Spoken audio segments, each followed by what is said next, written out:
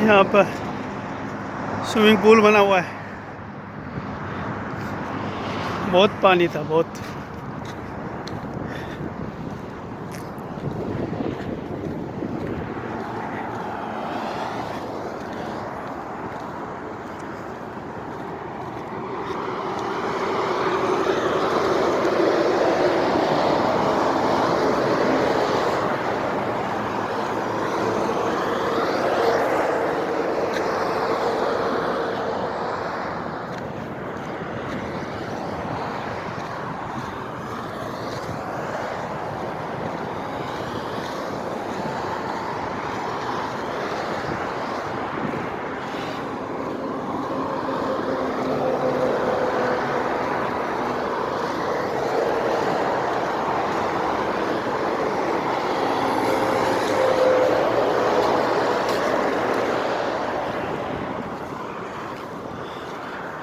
हमने गलती कर दी, रोड छोड़ के साइड पे आ गया। साइड पे तो पानी की वजह से बहुत कीचड़ बना हुआ है, डूबता है इसमें।